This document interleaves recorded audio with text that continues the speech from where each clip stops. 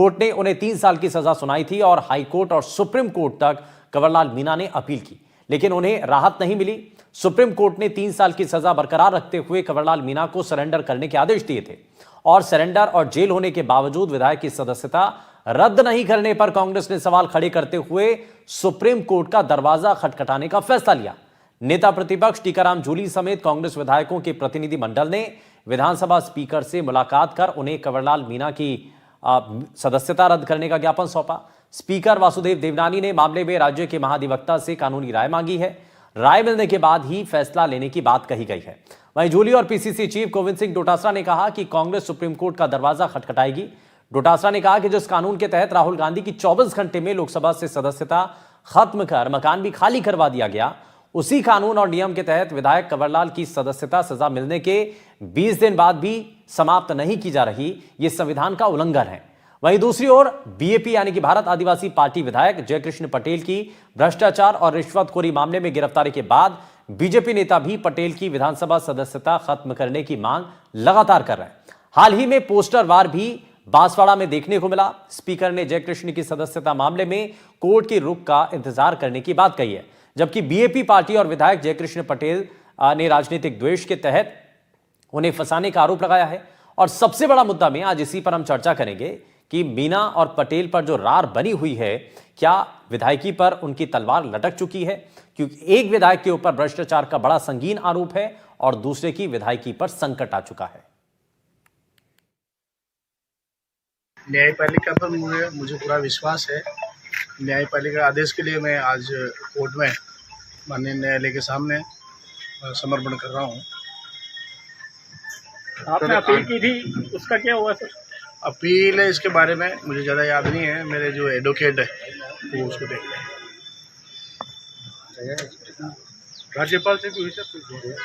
नहीं, ये मुझे ज़्यादा याद नहीं है। आपकी तरफ मेरी तरफ से कुछ नहीं है। जो मेरा एडवोकेट है सुप्रीम कोर्ट का, जी वो इस मामले को देख रहे हैं। और आज हो क्या रहा है, जो संवैधानिक पदों पे लोग बैठे हैं वो उन्हीं नियम और कानूनों को तोड़ने में लगे हुए हैं। आज 21 दिन हो गए। 21 दिन होने के बावजूद अंता विधायक की आपने सदस्यता कंवरलाल मीणा की आज तक बर्खास्त नहीं की। क्यों नहीं की आपने? कि संवैधानिक पदों पे बैठे हुए लोग इस प्रकार की असंवैधानिक बातें करते हैं कि हमने एजी को फाइल भेजी है, एजी तो और 6 महीने नहीं भेजेगा, तो फिर यानी कोई निर्णय लेने वाला ही नहीं है। जिन्होंने निर्णय नहीं लिया तो हम सुप्रीम कोर्ट के अंदर जाएंगे और टीकाराम जूली इसकी रिट पिटीशन फाइल करेगा। मैं लड़ाई लड़ूंगा इसके सुप्रीम कोर्ट के अंदर, इसको कंटेम्प्ट के अंदर इनको हम लेके जाएंगे कि सुप्रीम कोर्ट का नियम भी ये नहीं मान रहे, तो जवाब फिर ये सुप्रीम कोर्ट में जाके देंगे। ये बात मैं कहना चाहूंगा। जिस कानून के तहत राहुल गांधी जी की 24 घंटे में सदस्यता समाप्त की लोकसभा से और मकान भी खाली करा लिया, वो कंवरलाल की 19-20 दिन बाद में भी सदस्य समाप्त नहीं कर रहे। कह रहे हैं 2 दिन का समय दे दो, तो 2 दिन में कौन से क्या आप हासिल कर लोगे? ये संविधान का उल्लंघन है। मैं समझता हूं कि विधानसभा की परंपरा और नियमों की पालना की दुहाई देने वाले माननीय वासुदेव देवनानी जी स्पीकर साहब को संविधान के मुताबिक, कानून के मुताबिक फैसला लेने में उनका हाथ किसने पकड़ रखा है, ये राजस्थान की और देश की जनता जानना चाहती है। हम लोग यहीं नहीं रुकेंगे, हमें सुप्रीम कोर्ट जाना पड़ेगा। तो आदरणीय जूली साहब ने फैसला किया है, ये बता देंगे कि हम सुप्रीम कोर्ट भी जाएंगे, धरना प्रदर्शन भी करेंगे, लेकिन ये मनमर्जी नहीं होने देंगे। आपको याद होगा कि किताबों में नैतिक मूल्यों के बारे में पढ़ाया जाता था और आज विधानसभा के सामने वही परिस्थितियां आ चुकी हैं नैतिक मूल्यों की। एक विधायक ऐसे हैं जिनके ऊपर भ्रष्टाचार का आरोप लगा है और दूसरे विधायक ऐसे हैं जिनकी विधायकी पर सवाल है। अब दोनों तरफ से इस पर राजनीति भी हो रही है। अब कुछ लोग ये कह रहे हैं कि भाई एक विधायक की अगर विधायकी पर सवाल आ रहा है तो दूसरे की अगर भ्रष्टाचार का मामला है तो सिर्फ उसको उसी नजरिए से देखा जाना चाहिए। क्या पूरा मसला है, जरा इसको और बारीकी से समझते हैं कहां पर इसमें पेच फंस रहा है और क्यों इस पर राजनीति हो रही है, जरा इसको समझते हैं। कुछ खास मेहमान हमारे साथ कार्यक्रम में जुड़ गए हैं। वरिष्ठ पत्रकार डॉक्टर शिप्रा माथुर जी हमारे साथ कार्यक्रम में हैं। शिप्रा जी, बहुत स्वागत है आपका एनडीटीवी पर। हमारे साथ बीजेपी नेता आलोक वत्स जी कार्यक्रम में जुड़ गए हैं। आलोक जी, बहुत स्वागत है। कांग्रेस पार्टी के प्रवक्ता गोविंद पटेल जी हमारे साथ हैं।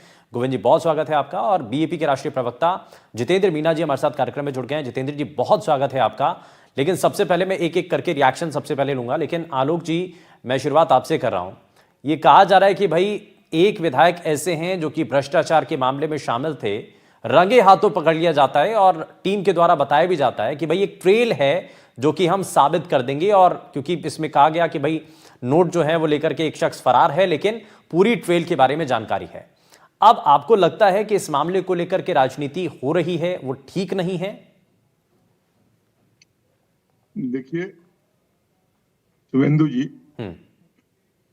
ये कलयुग है और कलयुग का सबसे अंधेरा दौर है। यहां अगर किसी नेता से आप संस्कार, शुचिता, सत्यता की बात करेंगे के लिए निकलेंगे तो आपको निराशा ही हाथ लगेगी। And this is across all party line. आपकी भी पार्टी से है? आपकी पार्टी पर भी भरोसा ना करें। हमारी पार्टी के तो एक आदमी पर अभी हुआ है ना, ये एक एमएलए तो बीजेपी का ही है। तो कलयुगी दौर में कलयुगी लोग उन्हीं में से नेता भी बनते हैं, उसी में ऑफिसर भी बनते हैं, उसी में से जनता भी बनते हैं, उसी में कोई बाहर से कोई दूसरे ग्रह से थोड़ी आते हैं वो लोग, यही लोग हैं ना। तो पहले के जमाने में लाल बहादुर शास्त्री जी के ऊपर एक रेल दुर्घटना हुई है, उन्होंने रिजाइन कर दिया।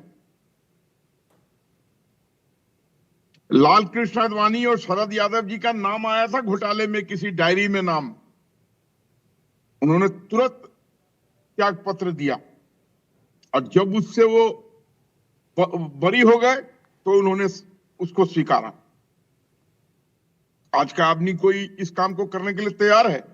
20 साल पहले ताना था एसडीएम पर पिस्तौल, अब 20 साल बाद उन पर ये स्ट्रिक्चर आया है।